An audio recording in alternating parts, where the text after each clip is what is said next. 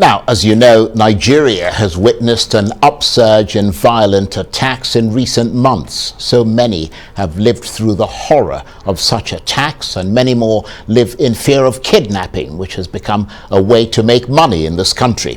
Such is the prevalence of lawlessness in Nigeria. Many of these incidents often go unreported, but almost daily, schools, houses of worship, trains and roads, as well as villages and towns, have been targeted. But now the Nigerian government has been speaking of a series of successes against insurgents and bandits, and has promised to eliminate all terror groups by December this year. Well, the Northern Elders Forum is one organization that's been calling for more to be done to fight crime in Nigeria. So are they impressed with what they're hearing? We'll get more on that in a moment, but the NEF has also been talking quite a bit about politics and 2023 and who the North will not support. Well, for more on all that, I'm joined now in the studio by the spokesman of the Northern Elders Forum, Dr. Hakeem Baba Ahmed. Thank you very much indeed for coming in. Thank you very much, Charles. It's good to see you. And you've consistently called for the fight against insecurity in Nigeria to be substantially beefed up. And you've called for President Buhari to step down over what you said is his administration's failure to adequately protect Nigerians. Well, the government has given a strict deadline of December to eliminate terrorism in Nigeria. What's your reaction to that? Well, naturally, we would hope that the deadline this time, there have been many deadlines in the past. We hope that the deadline will translate into something real. I think it's important first to acknowledge what we hear as a positive development. In Borno and some parts of the Northeast, there have been quite a number of successes. We commend that. We're very happy it's happening. And we hope that these successes will spread to other parts of the country. We must commend the military and the other agencies of government that have been registering these successes. And we hope that it will be sustained and expanded. The truth about it, however, is that we've made those calls on the president to step down, and every time we say so, things get worse. And we get vindicated. Not that we get any pleasure from saying that. But for a long time, it appeared as if President Buhari had actually lost the handle on security. It hasn't changed much. But if what is happening in Borno State can be taken out of Borno State and be applied across the country, Northwest, which is bleeding worse than any other part of the country, and virtually, as you said in your introduction, all parts of Nigeria. What? We're talking about December? How long is this? 3 months? Well, I was going to come up to, get your sense of that deadline. Given the scale of the problem, as you said, its multi-headed nature, terror groups, banditry, insurgencies, armed robbery, and so on, that the deadline for December does not appear to be realistic, or do you think that it is, or that it's perhaps overtly ambitious? If I advised President Buhari, I would say don't put a deadline on this. First, it's dangerous because if you fail to deliver, it's worse. And two, to be honest, I just can't see how in 3 months. This is December 2022. We're talking about 3 months. Just the sheer scale of organized violence in the Northwest alone is daunting. And you're talking about a military that is just beginning to show some evidence of being gingered up. And new areas of conflict are being opened up.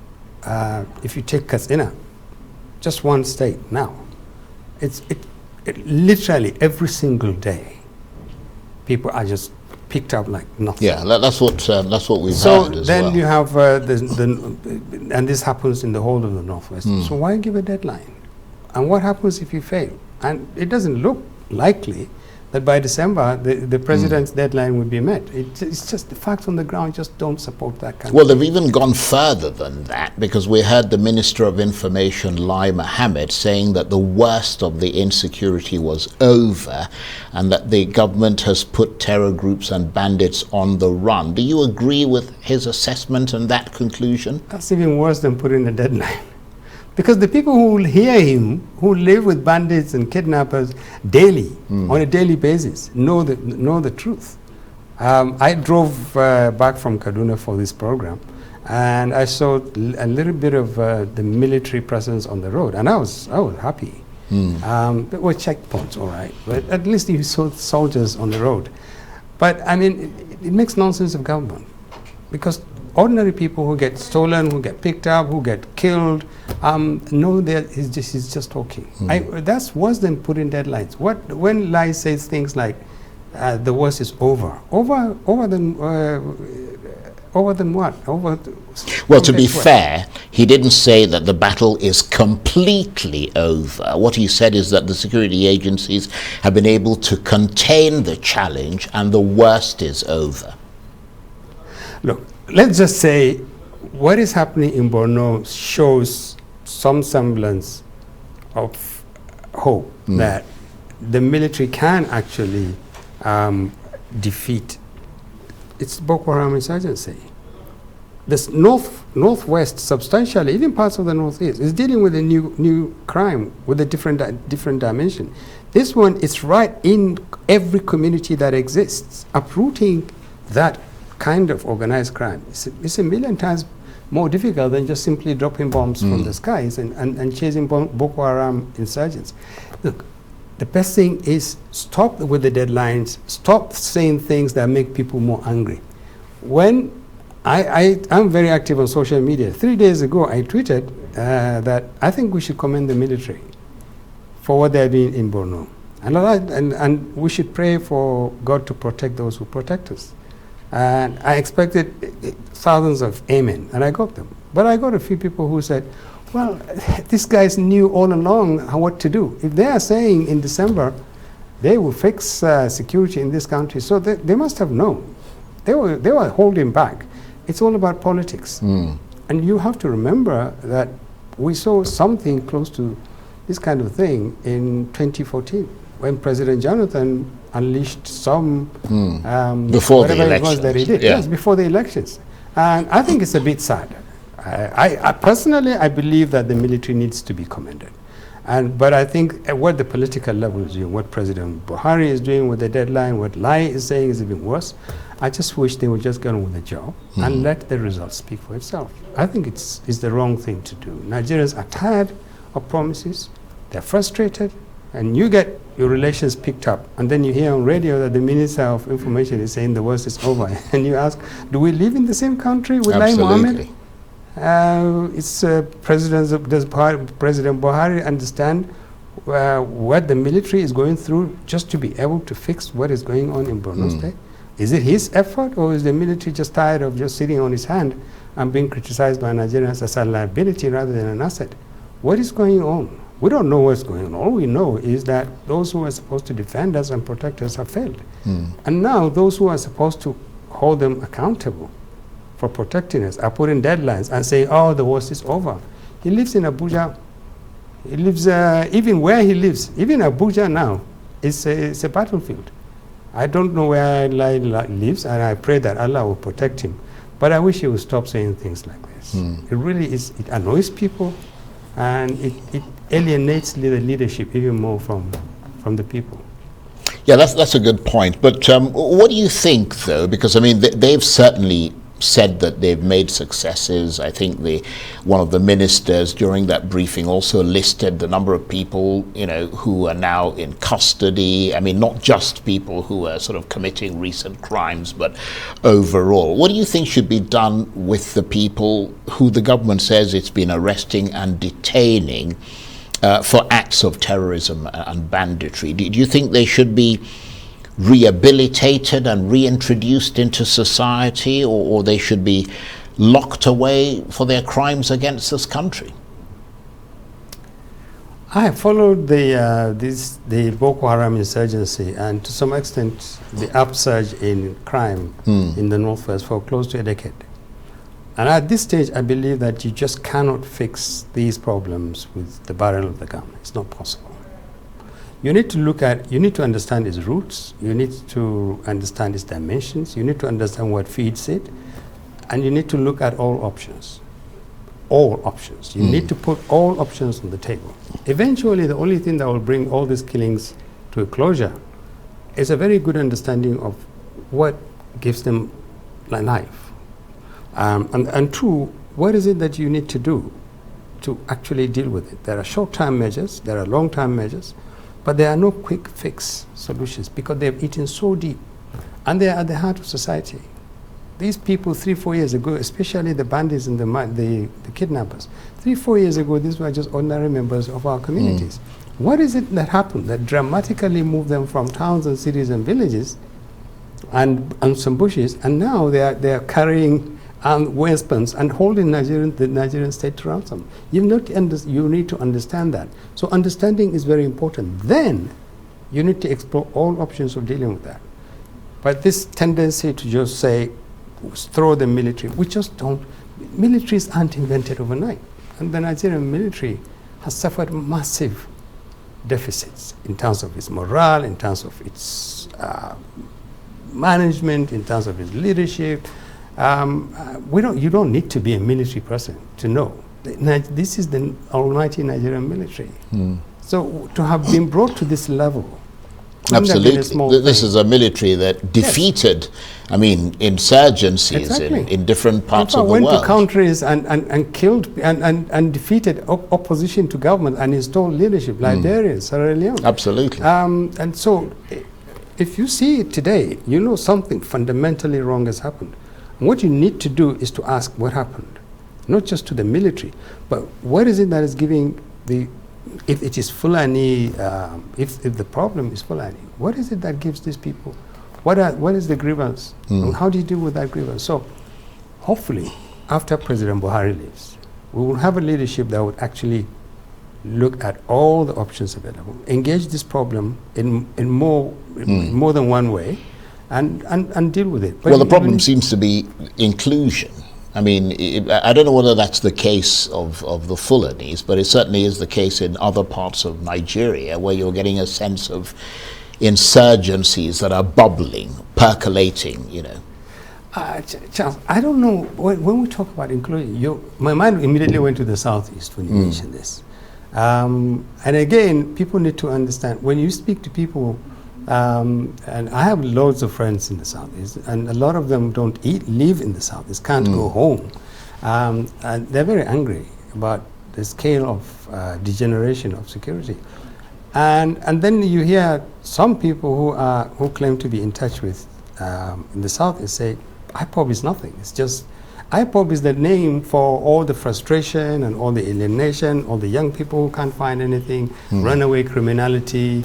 And if you provide a political solution to what IPOB is, you will solve the problem. Well, let's turn to that political solution, because the one that's imminent is 2023.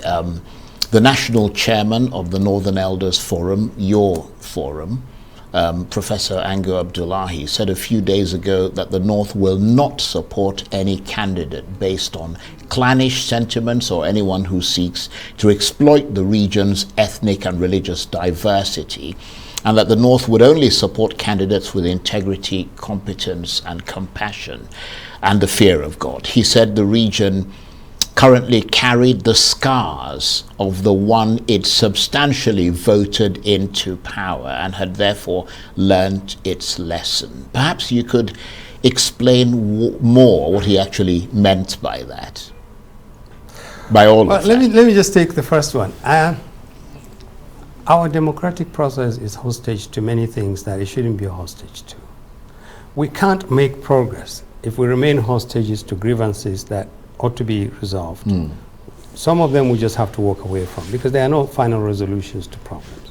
People say things like, we need to bring closure to all the alienation, all the non-inclusion. There has to be this if you want peace, you have to have this. you cannot allow the democratic process cannot grow if it is held back by problems that it ought to solve. It's got to be in a position where it solves these things. But if it can only be solved because one part of the country has a grievance, another part against another part of the country or against the system, you can't move. So basically, in simple language, people have said that phrase you read about, we know who we are not going to vote. The North is looking for someone who would not emerge on the basis of some kind of idea that the nation is finally coming to terms with a grievance of one part of the country. Because that is quite likely to open up a grievance. There are Nigerian grievances. The nation has gone through a lot of horrible elements of its history. Some we've gotten over, some we haven't gotten over, but we cannot make a move if that move is contingent on one part of the country saying, finally, hallelujah, we made it. And if it has to be done, it has to be done on the basis of a national consensus. Now, if you have to play an ethnic card or a religious card to get there, you will scare the rest of the country. But that's always happened in Nigeria. I mean, it's not a novel thing. No, it isn't. It isn't. What is the novelty now is that it appears to be the only card being played.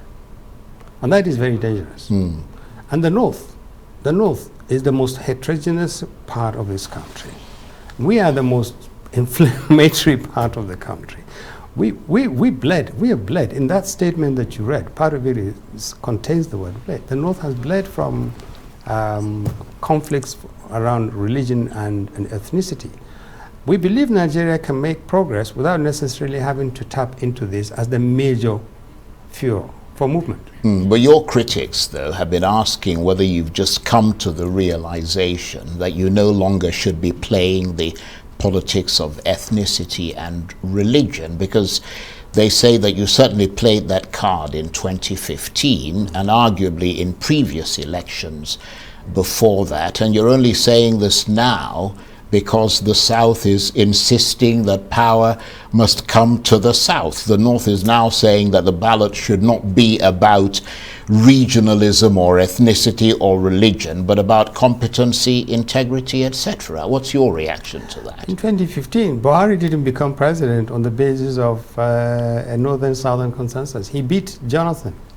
And Jonathan had a huge number of his people, PDP, from the north, and he lost that election to Buhari. Yeah, but you can't pretend not to know that the argument about regionalization has always been there in every single election. Oh, yeah. That's why the whole arrangement was to move from one region to the other, in order to douse whatever flames there were, flames of discontent. It's a staple of Nigerian politics. Absolutely. It's always been the staple of Nigerian politics. It is. And you can never remove regionalism and ethnicity and religion. You can't. The question really is, do you want this to be the main, was this the main drive, for instance, the main driver behind, say, Buhari's 2015 election? Just ethnicity and religion? And was it the same thing that was responsible for his re-election? No. Yeah, but that's not the argument that the rest of the country is making. I'm coming.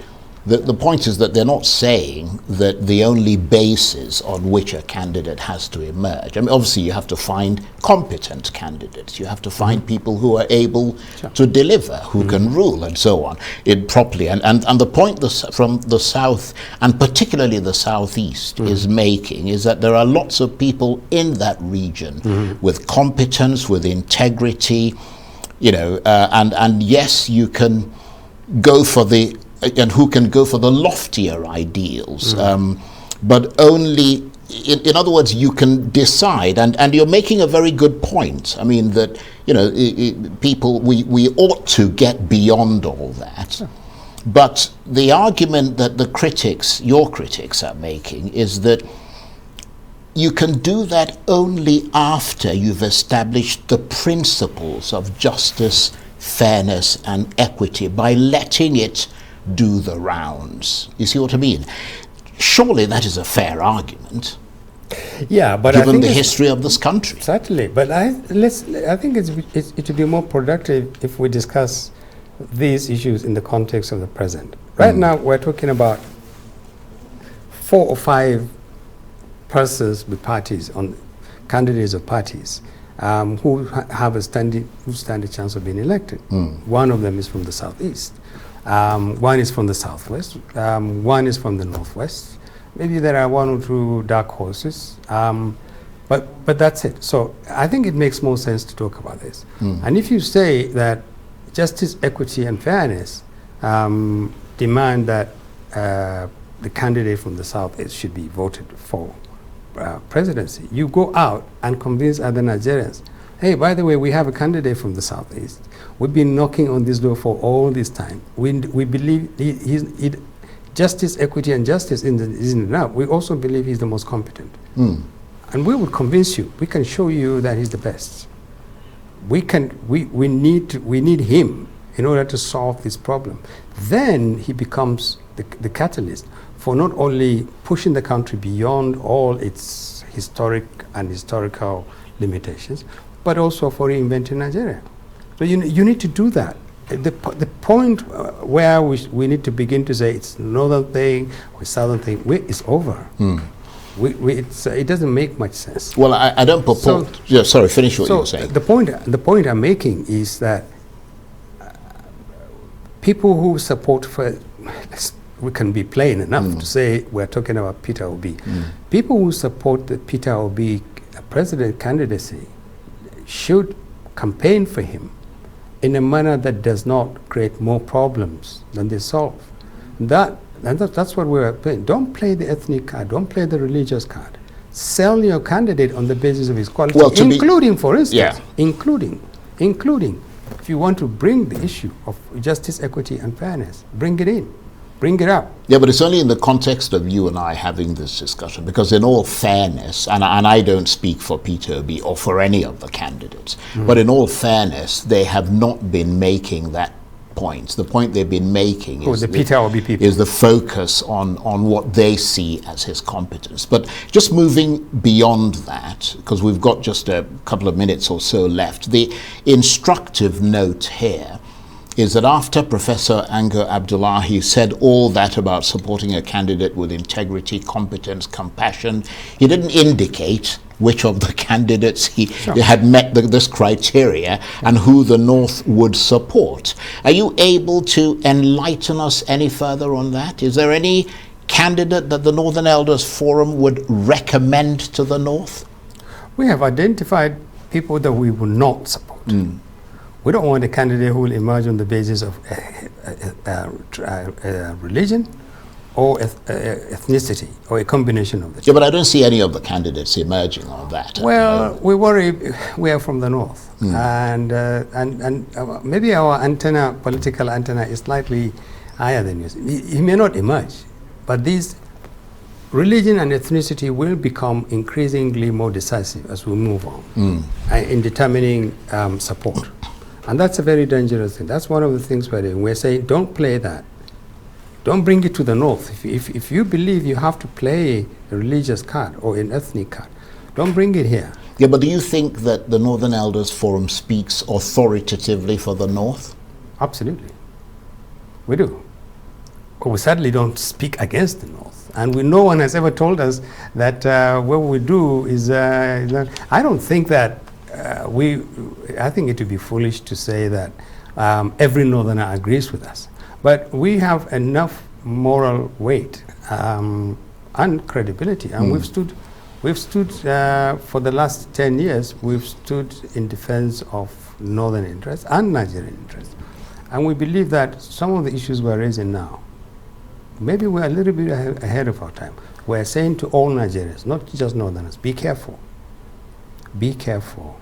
Of all the elections we've seen since 2019, the one election that may be conducted almost entirely on the basis of ethnicity and faith, not on the basis of the competence of the candidate, not on the basis of other considerations, is this one. But on that note, do you see Nigeria polarizing religiously and ethnically and possibly generationally as the elections draw near? Absolutely.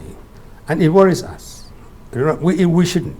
The younger Nigerians who just cannot wait for the elections to come so that they get a candidate of their support.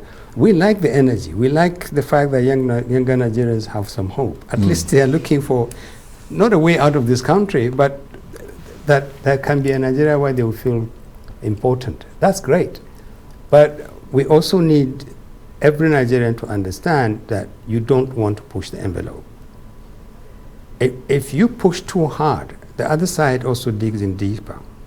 And that's dangerous. We're not yet a country that can jump. 2019 was a watershed where President Buhari, for instance, in the north, his party took 17 states and left 2 states for the PDP. I'm afraid we have regressed tremendously since then, sadly. We've lost a lot of ground, and we are retreating back into the primitive hearts of politics and ethnicity. And that's dangerous for the country, and it will get worse as we move nearer to the elections. Lagos will be a major battlefield. The South-South will be a major battlefield. The Middle Belt will be a major battlefield.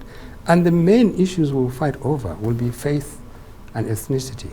And those are the most inflammable elements of Nigerian politics. Professor Angul Abdullahi's speech, I wish Nigerians would listen to that. It's actually to say to Nigerians, be very careful. We need a president. We need the country to survive the elections of 2023. We need a president to emerge who will actually give hope to Nigerians, not one who will be elected and then the country stays aflame. Well, we certainly don't want an inflamed country, do we? So I hope they'll hearken to your words and the words of Professor Angul Abdullahi. But I want to thank you very much indeed, Dr. Hakeem Baba Ahmed, who is the spokesman for the Northern Elders Forum. Thank you. Lovely to see you and to have you on.